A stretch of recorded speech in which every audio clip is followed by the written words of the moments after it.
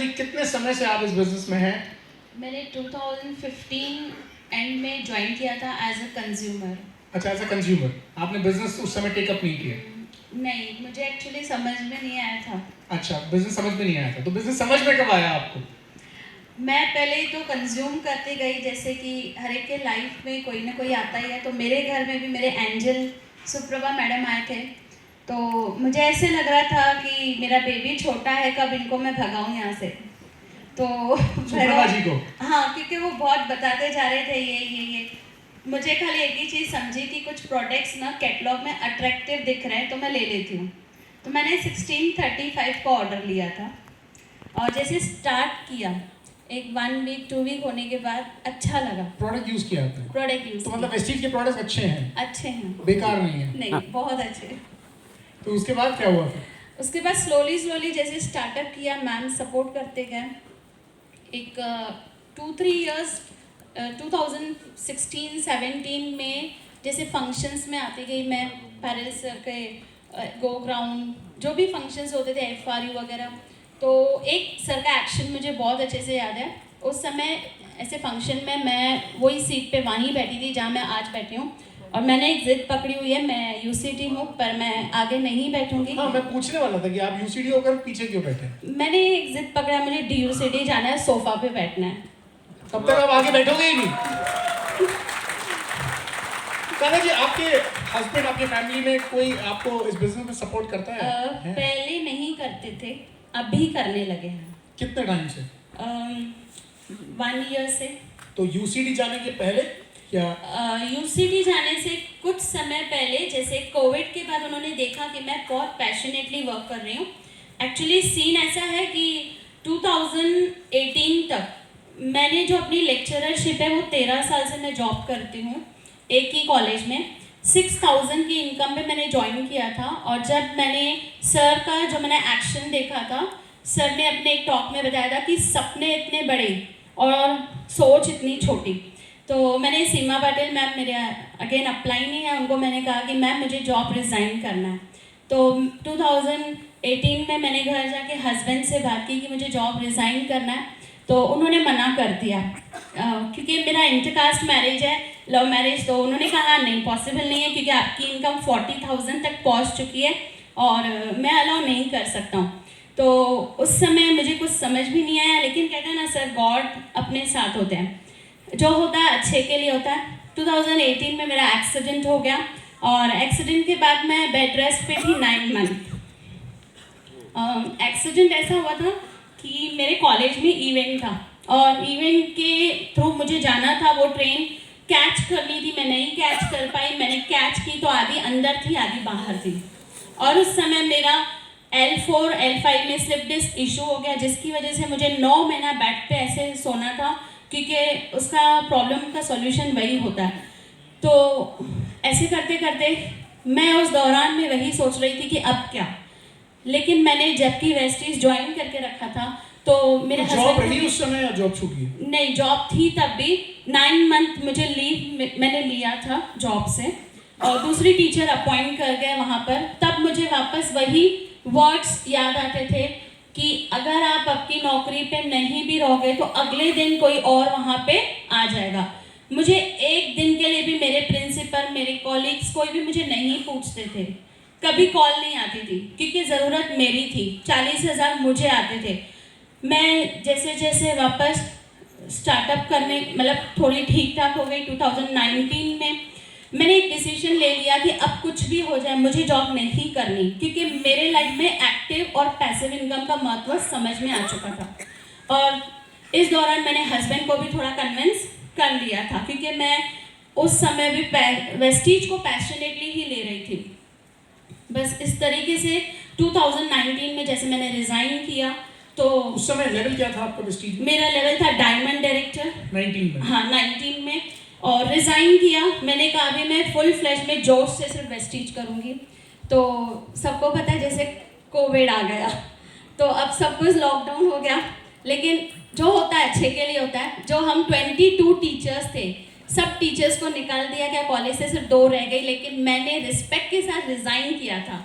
तो मुझे वो बहुत अच्छा फील होता है आज भी। और रिज़ाइन करते समय भी सब लोगों ने मुझे एक ही बात कही थी कि चाय पत्ती, साबुन तेल ये सब बेच रहे हो, इतनी सारी डिग्रीज ली है, MBA क्वालिफाइड हो, MPhil क्वालिफाइड हो, B.Ed क्वालिफाइड हो, 13 साल की नौकरी है, इतना अच्छा पोटेंशियल हो, head of the economics department में हो, सैलरी हर साल बढ़ती है। लेकिन मैंने उनको एक ही कहा कि सैलरी बढ़ती ज़रूर है लेकिन हमें बेगिंग करना पड़ता है। और मैंने थोड़ा कैलकुलेशन देखा सर कि अभी मेरा एज 41 है और वहाँ मेरी सैलरी 40,000।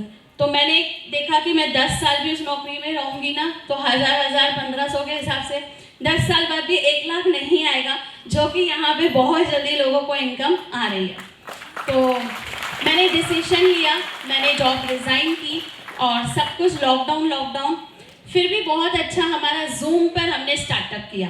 और मुझे जैसे फेसबुक, इंस्टाग्राम ये सारी चीज़ें मैं नहीं करती थी, लेकिन पूरे लॉकडाउन में हमने एक दिन भी टीवी में न्यूज़ नहीं देखा। हम सिर्फ देखते थे CEP और हम सिर्फ करते थे प्लान, और हमारी डायरी भर गई plan, show the plan. Zoom पे प्लान दिखा दिया? यस, जूम पर। और कम से कम 600 प्लान्स दिखाए मैंने पूरे कोविड में जूम पे। यस, कुछ लोग फेसबुक से ज्वाइन हुए, सिल्वर डायरेक्टर बने, आज वो आए भी हैं यहाँ पर। और आपके हस्बैंड प्लान दिखाते हैं? नहीं सर। तो फिर वो किस तरह सपोर्ट वो करते मुझे हैं? सपोर्ट इस तरह करते हैं कि भी आप करो? नहीं एक्चुअली जैसे 2 छोटे बच्चे हैं। कितने साल के दोनों? एक 12 साल का है और एक 5 साल का है। अच्छा। तो अगर मैं फुल टाइम बाहर भी रहती हूँ, जैसे आफ्टर कोविड के बाद, लॉकडाउन के बाद सब मार्केट ओपन हो गया, हम जा सकते हैं फिजिकली, तो मैंने एक एक्टिविटी करना स्टार्ट किया। मैंने मास्टरी की हेल्थ पर, छोटा सा एक मशीन लिया और मैं दिन रात हेल्थ सेशंस करने लगी। और उस हेल्थ सेशंस के दौरान मुझे एक ही जुनून था कि अगर मुझे अब ऐसे भीड़ में फंक्शन में आना है तो मुझे लेवल करके आना है, ऐसे तो नहीं आना है। क्योंकि डायमंड सुन के मुझे भी थोड़ा ऐसा लग रहा था कि लेवल भी बढ़ना चाहिए। और फिर सारी चीज़ें माइंड से निकाल के गो गेट अ स्ट्रक्चर सब, क्योंकि हम CP कंटिन्यू सुनते रहे और उस दौरान फिर प्लान करते रहे, अच्छा स्ट्रक्चर पहले क्रिएट किया। और यही करते सर दिसंबर की बात है, मेरे जो ग्रोथ डाउनलाइन है मुस्कान जी, उन्होंने नवंबर में क्वालिफाइड कर लिया। मुझे बहुत खुशी हुई, क्राउन किया। और बस फिर मैंने दिसंबर में ठान लिया कि क्राउन तो करना ही करना है। मेरा क्राउनशिप हो गया मॉर्निंग में। फिर मुझे बैरल सर के एक वर्ड्स याद आए, थिंक बिग। और सच में आप बिलीव नहीं करोगे, मेरा जैसे क्राउनशिप मैंने ऐप में चेक किया तो मैं और देखने लगी अब क्या हो सकता है। तो मुझे बाद में समझा रहे ये तो UCD जा सकता है।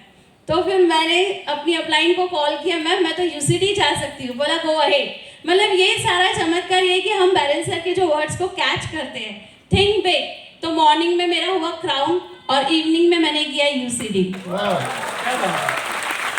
कांता जी, आप इतने क्वालिफाइड हैं, उसके बाद, क्योंकि देखिए कांता जी आज एज अ लेडी यहाँ पर हैं, उनके हस्बैंड, तो आपके हस्बैंड फंक्शन में नहीं आए? नहीं, फंक्शन में नहीं आए वो।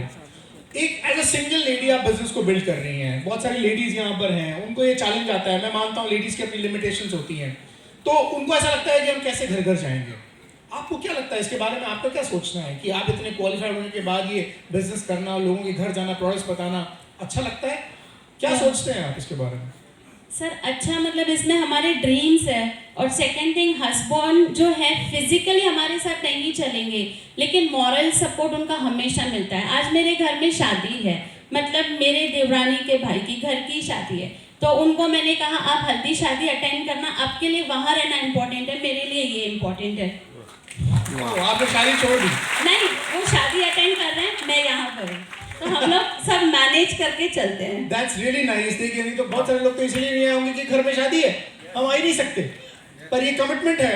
मैं आपसे जानना चाहता हूँ कि हस्बैंड ने आपको कुछ समय बाद सपोर्ट किया, हाँ, तो आपने उनको एनरोल कैसे किया इस बिजनेस में? समझाया कैसे, या वो खुद समझ गए आपको देखकर, आपकी सफलता को देखकर? नहीं, एक्चुअली जैसे लॉकडाउन के बाद उनको एक समझ में आया, जब हम CEP वगैरह एक्टिविटीज़ में रहते थे, या उनको एक समझ में आया कि मेरी वाइफ ने भी जॉब छोड़ दिया है और एक जुनून चढ़ा हुआ था सर माइंड में मतलब मुझे अगर एक लीड भी अकोला का मिलता था, एक लीड नागपुर का भी मिलता था या इंदौर का, तो मैं उन्हें सिर्फ बताती थी कि मैं अपने जो डाउनलाइन है इनके साथ मैं जा रही हूँ, तो मुझे यहाँ पे प्लान करना है। तो उनको एक समझ में आता था कि जब मैं जॉब पे जाती थी ना, तो मैं बॉस के कंट्रोल में होती थी। मुझे 5-6 बजे अगर बुलाया जाता था अर्ली, तो मैं नहीं जाती थी। लेकिन यहाँ पर मुझे कभी भी आउट स्टेशन जाना है, कैसे भी, किसी भी हाल में, मैं उनसे कुछ भी नहीं मांगती थी, मैं सिर्फ बोलती थी मुझे परमिशन दे दो। तो उन्होंने ना मेरा वो पैशन देखा, मेरा वो जुनून देखा, और उनको एक समझ में आया कि मतलब मुझे उनको अल्टीमेटली इसमें सपोर्ट करना ही पड़ेगा। He is a manager in DHL company. तो उनको मैंने धीरे धीरे ये समझाया कि किसी भी ऑफिस में, कंपनी में एक एक्टिव इनकम एक लिमिट तक होती है। तो सर ये सारे फंक्शन से, बातों से, CEP से अब वो मुझे सपोर्ट करते हैं, 100% सपोर्ट करते हैं। वेरी नाइस, आपने उनको एनरोल कर लिया अपने यस, साथ। एनरोल किया। ग्रेट। अब आपने अपनी सैलरी का डबल आपने इनकम अब इस चीज से ले रही हैं आप, यस, तो अब उसकी चिंता नहीं होती आपको? नहीं, उसकी चिंता नहीं होती है। Very nice. सिंगल लेडीज के लिए बहुत बड़ी इंस्पिरेशन है, विमेन एम्पावरमेंट में बहुत जबरदस्त काम कर रहे हैं। जोरदार तालियां कामरा जी के लिए। Thank you so much Kamra ji.